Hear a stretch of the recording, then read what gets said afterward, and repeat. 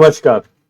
ये डेटा क्या कहता है कि एक नए एपिसोड में आप सब लोगों का स्वागत है। मैं हूं अजय प्रकाश। मैं करीब 2 हफ्ते बाद ये कार्यक्रम कर रहा हूं। वजह ये थी कि कुछ पर्सनल इश्यूज की वजह से मैं 1 हफ्ते के लिए एक ब्रेक ले लिया था। अब वापस हैं, चलिए नया एपिसोड देखते हैं।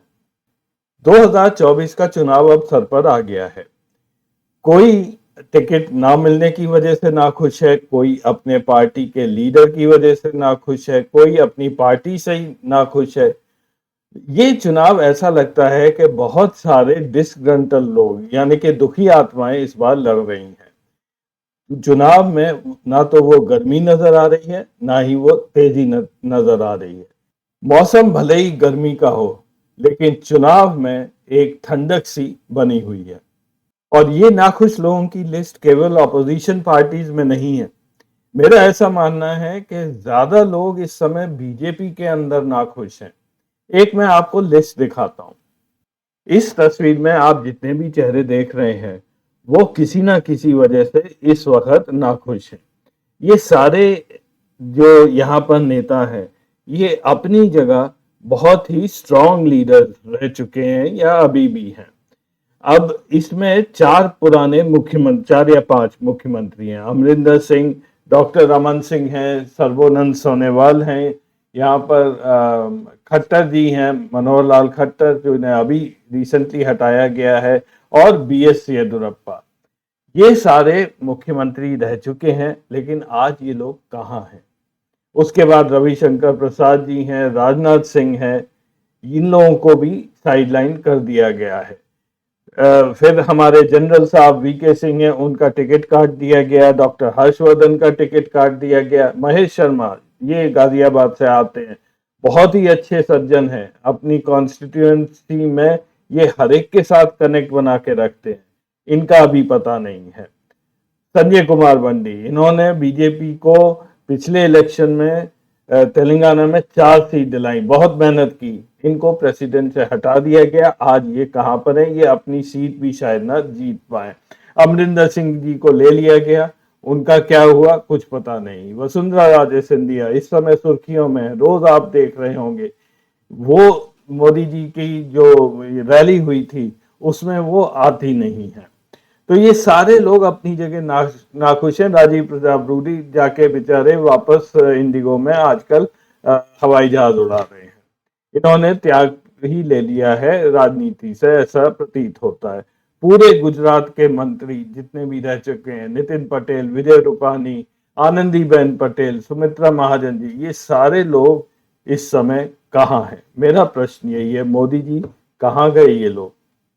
जब आपको सक्सेस मिलता है तो उसकी खुशी अगर केवल आपको अकेले को अगर होती होगी, देन दैट इज मीनिंगलेस। पर जब आपको सक्सेस मिलता है और खुशी होती है, तो आपसे ज्यादा आपके साथ काम करने वाले जो छोटे बड़े लोग हैं, उनको आपसे भी ज्यादा खुशी होती है। Then that is the true meaning of your success. तो मैं पहली बात कहूंगा कि human relationship is the biggest strength of business, social work and politics. इसलिए कभी भी यूज एंड थ्रो वाला काम नहीं करना चाहिए। अच्छे दिन हो बुरे दिन हो, जिसका हाथ एक बार पकड़ा है तो दोस्त है तो वो पकड़ के रखो। परिस्थिति के अनुसार worship of the rising sun ऐसा मत करिए। तो human relationship is the biggest strength. तो ये जो क्लिप मैंने अभी आपको दिखाया, ये नितिन गडकरी का 2022 अगस्त का ये क्लिप है, जो नागपुर में किसी फंक्शन में उन्होंने ये स्टेटमेंट दिया था यूज एंड थ्रो के बारे में। और मेरे सवाल का जवाब शायद इसमें आपको मिल गया हो। नितिन गडकरी ने कह ही दिया है कि मोदी जी की, साफ साफ तो नहीं कहा कि मोदी जी का तो नाम नहीं लिया, लेकिन किसी की भी अगर यूज एंड थ्रो पॉलिसी है तो वो अच्छी नहीं है। और ये जितने भी लोगों का मैंने आपको यहाँ लिस्ट दिखाई है, वो सारे बीजेपी की यूज एंड थ्रो पॉलिसी के विक्टिम्स हैं। और ये लिस्ट यही नहीं खत्म होती है, ये लिस्ट बहुत बड़ी है। मैं सारे लोग यहाँ पर नहीं दिखा सकता हूँ, लेकिन 6 लोग यहाँ पर मैंने ऐसे चुने हैं जो मेरे मुताबिक, अगर मोदी जी लेड बीजेपी जो इस बार 2024 में हो रहा है हार जाती है, तो शायद ये लोग अपने अंदर ही अंदर काफी प्रसन्न होंगे। और हर एक का अपना एक रीजन है कि किस तरह से मोदी जी ने उनके साथ व्यवहार किया, कैसे उनको ट्रीट किया, या बीजेपी ने उनके साथ क्या किया। इसमें से ज्यादातर बीजेपी के लोग हैं।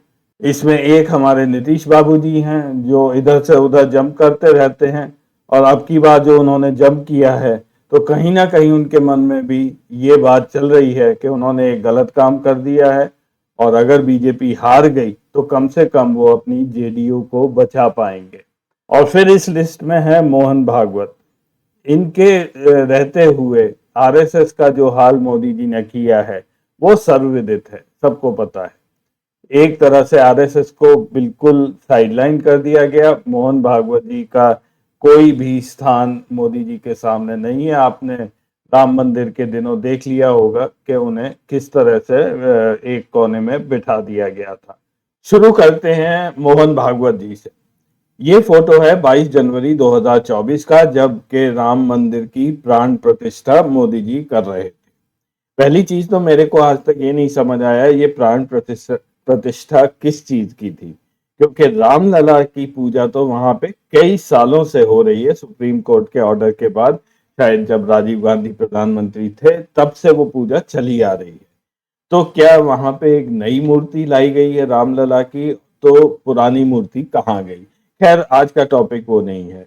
इस चित्र को अगर आप देखेंगे तो मोहन भागवत जी वहां पे काले कोट में बैठे हुए हैं। अब मोहन भागवत जी से ज्यादा अच्छा तो कोई जानता नहीं होगा कि जब भी कोई पूजा होती है तो उसमें या तो सफेद या फिर गेरुआ वस्त्र, सैफरॉन या लाल या कुछ ब्राइट कलर पहने जाते हैं हिंदू धर्म के अनुसार। लेकिन ये वहां पे काला कोट पहन के मोदी जी के बगल में बैठे हुए हैं, तो इसका क्या सिग्निफिकेंस था? और दूसरे यहाँ पे योगी आदित्यनाथ भी हैं, वो फ्रेम में कहीं नहीं दिखाई दे रहे हैं।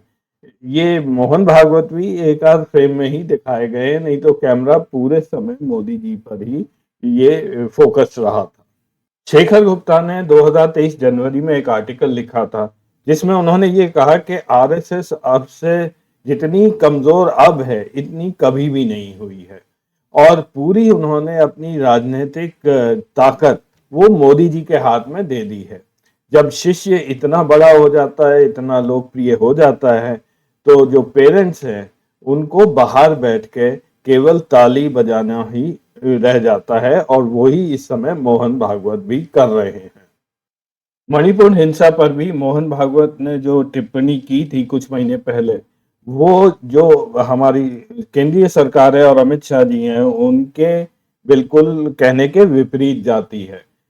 मोहन भागवत जी ने कहा कि मणिपुर की वर्तमान स्थिति पर नजर डालें तो ये बात स्पष्ट हो जाती है कि लगभग एक दशक तक शांतिपूर्ण रहे मणिपुर में अचानक ये आपसी कलह और नफरत कैसे भड़क उठी। क्या हिंसा करने वालों में सीमा पार के चरमपंथी भी थे? अपने अस्तित्व के भविष्य को लेकर आशंकित मणिपुरी, मैताई और कुकी समुदायों के बीच में इस आपसी संघर्ष को सांप्रदायिक रंग देने का प्रयास क्यों और किसके द्वारा किया गया? एक अंतिम स्टेटमेंट मैं आपको यहाँ दिखा रहा हूँ जो मोहन भागवत ने कोविड की दूसरी लहर जब आई थी तब उन्होंने ये दिया था। मोहन भागवत जी ने कहा था कि हम इस स्थिति का सामना कर रहे हैं क्योंकि चाहे वह सरकार हो, प्रशासन हो या जनता हो, सभी ने डॉक्टरों के संकेत के बावजूद पहली लहर के बाद अपनी सतर्कता छोड़ दी थी। मोहन भागवत जी का संकेत था पश्चिम बंगाल के चुनावों पर, जो कि मार्च 29 से अप्रैल 27 तक 2021 में हुए थे। ये वो पीरियड था जब देश में दूसरी वेव कोविड की बुरी तरह फैल रही थी। तो अगर इस बार मोदी जी चुनाव हार जाते हैं तो शायद मोहन भागवत जी को इतना अफसोस नहीं होगा, थोड़ी बहुत खुशी तो उन्हें जरूर होगी। मेरी लिस्ट में दूसरा नाम है नितिन गडकरी जी का। अब इनके साथ जो भी व्यवहार और ट्रीटमेंट हो रहा है पिछले कई सालों से, वो आप सबको पता ही है। अभी जब बीजेपी की लिस्ट जारी की गई तो पहली लिस्ट में नितिन गडकरी का नाम नहीं था, और ये बहुत ही परेशानी की बात है, क्योंकि जो सीनियर लीडर्स होते हैं किसी भी पार्टी में, वो सबसे पहले उनके नाम डिक्लेयर कर दिए जाते हैं। और इसी वजह से शायद नितिन गडकरी जी ने कहा कि मैं मिलना चाहता हूं आपसे, या मोदी जी नागपुर से जा रहे थे, उस समय वो वहां पे रुके और नितिन गडकरी उनको एयरपोर्ट मिलने गए। ये घटना 5 मार्च 2024 की है।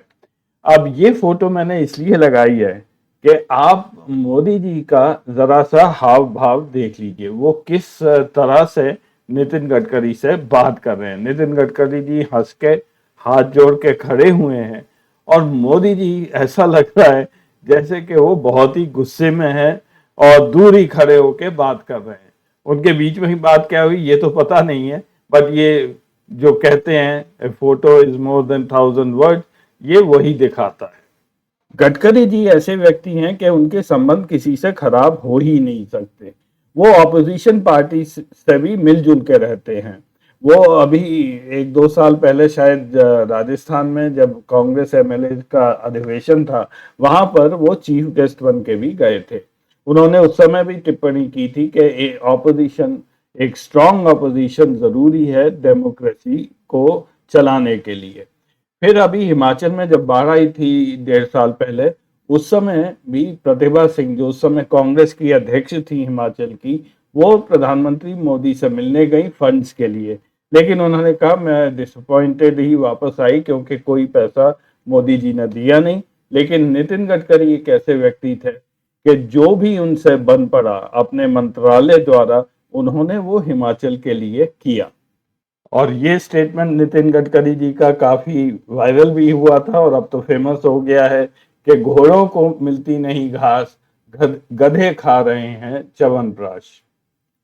ये जो फोटोज मैं अब आपको दिखाने जा रहा हूं, इससे साफ पता चलता है कि नितिन गडकरी और मोदी जी के बीच में संबंध कोई खासे अच्छे नहीं है। ये फोटोज हैं जब मोदी जी और नितिन गडकरी ने द्वारका एक्सप्रेसवे का अभी इनॉग्रेशन किया था 11 मार्च 2024 को। तो यहाँ पे आप बस ये फोटोज देखते चलिए कि इनके हाव भाव देखिए। नितिन गडकरी एक खुश मूड में है, अच्छी तरह भाषण दे रहे हैं और ये वीडियो यूट्यूब पर अवेलेबल है, आप वहां देख सकते हैं। लेकिन मोदी जी को आप देखिए किस तरह से वो नितिन गडकरी के भाषण को सुन रहे हैं। यहाँ पे भी वो गुस्से में ही दिखाई दे रहे हैं, चेहरे पर हंसी नहीं है और उनके दिमाग में ऐसा लगता है कि कुछ और ही चलता जा रहा है। तो जैसे कि नितिन गडकरी की पर्सनालिटी है, मेरे को नहीं लगता कि अगर बीजेपी हार जाएगी तो उन्हें कोई खास अफसोस होगा। वो इसको एक अपॉर्चुनिटी की तरह देखेंगे। और ये भी पॉसिबल है कि अगर मोदी जी को बहुमत नहीं मिला तो कई ऐसी पार्टीज हैं जो नितिन गडकरी को सपोर्ट करेंगी प्रधानमंत्री पद के लिए। बीजेपी का तीसरा नेता, जो कि बीजेपी अगर हार गई तो काफी खुश होंगे, वो हैं शिवराज सिंह चौहान। पिछले इलेक्शन में आपने उनकी हालत देख ली थी कि किस तरह से मोदी जी ने उनको बैकग्राउंड में धकेल दिया था। और हिंदू के अनुसार मोदी जी का जो उद्देश्य था मध्य प्रदेश में, वो चुनाव जीतने का नहीं था। वो केवल और केवल शिवराज सिंह चौहान को अपनी जगह दिखाना चाहते थे, क्योंकि उन्हें कहीं ये ऐसा डर था कि शिवराज सिंह उनके प्रतिद्वंदी बन सकते हैं। और यही बात कारवां मैगजीन में भी यही छपी थी, cutting mama down to size. उद्देश्य मोदी जी का केवल शिवराज सिंह चौहान को कट टू साइज करना था, यानी कि उनको बिल्कुल खत्म कर देना था पॉलिटिकली। शिवराज सिंह चौहान इस सेटबैक के बाद अभी तक उभर नहीं पाए हैं। पॉलिटिकली उन्हें आगे क्या करना है शायद वो ये सोच रहे हैं, लेकिन इतना जरूर है कि अगर बीजेपी हार गई तो शायद सबसे ज्यादा खुशी शिवराज सिंह चौहान जी को ही होगी। चौथे स्थान पर है देवेंद्र फडणवीस। अब इनका हाल बीजेपी ने क्या कर दिया है। एक समय के मुख्यमंत्री, उन्हें डिप्टी सीएम बना दिया है, और वो भी एक बाहरी आदमी जो कि एक पार्टी तोड़कर आया एक नाथ शिंदे की कैबिनेट में। इससे ज्यादा दुर्गति किसी पॉलिटिशियन की नहीं हो सकती। देवेंद्र फडणवीस गंगाधर फडणवीस के पुत्र हैं, जो के जनसंघ के मेंबर हुआ करते थे। तो ये एक पॉलिटिकल फैमिली से आते हैं अच्छे खासे इंसान है, पढ़े लिखे इंसान है, और ऐसा माना जाता है जब ये सीएम थे तो महाराष्ट्र का काम काफी अच्छी तरह से ये देखभाल रहे थे। इस सारी घटना में ये काफी हास्यास्पद सा रहा है देवेंद्र फडणवीस जी का रोल। ये खुद तो एक अच्छे इंसान है, बट इनसे काफी कुछ कराया गया था। जिस दिन ये घटना हुई है और जब सरकार बनी थी एकनाथ शिंदे जी की, उस दिन सुबह फडणवीस जी ने कहा था कि वो बीजेपी बाहर से सपोर्ट करेगी, वो सरकार का हिस्सा नहीं बनेंगे। लेकिन शाम होने तक देवेंद्र फडणवीस जी को डिप्टी चीफ मिनिस्टर की शपथ दिला दी गई, और उसके बाद उन्होंने एक जो स्टेटमेंट दिया वो यहाँ पर मैं दिखा रहा हूँ। उन्होंने कहा, हमारे नेता नरेंद्र मोदी जी, अमित शाह और जेपी नड्डा ने मेरे अप्रूवल के साथ ही शिंदे को चीफ मिनिस्टर बनाया है। खैर, आज तक वो अपने घाव पर मलहम लगा रहे हैं, वो बैकग्राउंड में ही रहते हैं, ज्यादा आगे नहीं आ रहे हैं, और अगले चुनाव में भी ऐसा लगता नहीं है कि बीजेपी की वहां सरकार बनेगी। तो ये भी एक ऐसे शख्स हैं तो शायद अगर बीजेपी हार जाए तो इन्हें भी कोई ज्यादा दुख नहीं होगा। अंत में मैं बात करूंगा योगी आदित्यनाथ जी की। अब इन पर तो एक पूरा एपिसोड हो सकता है, मैं केवल कुछ सांकेतिक रूप में ही यहाँ बात करूंगा। ये मोदी जी ने जब यूपी में इलेक्शन हो रहे थे तब वहां गए हुए थे, तब की तस्वीर है। उनके कंधे पर हाथ रखकर ये घूम रहे हैं, लेकिन जब घूम गए तो मोदी जी का शॉल बदल के ये स्कार्फ में ये चेंज हो गया था। खैर, ये दिखा रहे हैं कि ये योगी आदित्यनाथ को कुछ समझा रहे हैं। मोदी जी ऐसा मानते हैं कि योगी आदित्यनाथ उनके लिए एक थ्रेट बने हुए हैं, क्योंकि काम करने का स्टाइल योगी जी का कुछ वैसा ही है जैसा मोदी जी का है। उनकी अपनी एक आउटफिट है जिसे वो हिंदू युवा वाहिनी कहते हैं, वो आरएसएस से अलग है। इनफैक्ट योगी जी आरएसएस में कभी रहे ही नहीं थे। और ये जो युवा वाहिनी है इसमें ज्यादातर ठाकुर युवा वर्ग, ये वही इसके मेंबर्स हैं जिनको योगी जी कंट्रोल करते हैं। अब इन आने वाले चुनावों में उत्तर प्रदेश में ठाकुर वर्ग एकदम से बीजेपी के खिलाफ हो गया है। यूपी से गुजरात तक भाजपा पर क्यों गुस्सा दिखा रहे हैं ठाकुर, टिकट कटने के अलावा और क्या वजह है? अब ये बात बिल्कुल सही है कि इस बार बीजेपी ने उत्तर प्रदेश में कई ठाकुर जो पुराने मेंबर्स थे उन लोगों के टिकट इस बार काट दिए हैं, जिसमें वीके सिंह भी शामिल है। इसी हिंदुस्तान की खबर में आगे ये लिखा गया है कि योगी आदित्यनाथ यूपी के सीएम हैं और ठाकुर बिरादरी के ही राजनाथ सिंह डिफेंस मिनिस्टर हैं। इनके अलावा भी कई बड़े नेता इसी समुदाय से आते हैं। फिर भी लोकसभा चुनाव में इस दौर में पश्चिमी उत्तर प्रदेश में कई जिलों में ठाकुर महापंचायतें हुई हैं, जिनमें भाजपा के विरोध के ऐलान हुए हैं। और जब ठाकुर बीजेपी का साथ नहीं देते हैं तो आपको याद ही होगा केशव प्रसाद मौर्य जैसे नेता भी चुनाव हार जाते हैं। 7,000 वोट से ये बाई इलेक्शन हारे थे, जिसमें ऐसा माना जाता है कि योगी आदित्यनाथ इनकी हार का कारण बने थे। ठाकरों ने उस समय इनको वोट नहीं दिया था। तो उत्तर प्रदेश की चाबी मोदी जी के हाथ में नहीं है, योगी आदित्यनाथ के हाथ में है। और आजकल ये नारे भी आप सुन रहे होंगे कि योगी तुझसे बैर नहीं, मोदी तेरी खैर नहीं। जगह जगह ये नारे आजकल उत्तर प्रदेश में लग रहे हैं। अगर ठाकरों ने साथ नहीं दिया तो बीजेपी वहां पर अच्छा प्रदर्शन नहीं कर पाएगी, और बीजेपी का अगर अच्छा प्रदर्शन नहीं हुआ और उनको कम सीटें आई उत्तर प्रदेश में, तो सबसे ज्यादा फायदा योगी आदित्यनाथ का ही होगा। वो अपने को as a prime ministerial candidate वो अपने को प्रोजेक्ट करने लगेंगे और बाकी लोगों से सपोर्ट मांगेंगे। तो आज के एपिसोड में बस इतना ही। लिखिएगा जरूर कमेंट्स में आपको कैसा लगा। अगले हफ्ते फिर मिलेंगे कुछ नया डेटा लेकर। तब तक के लिए नमस्कार।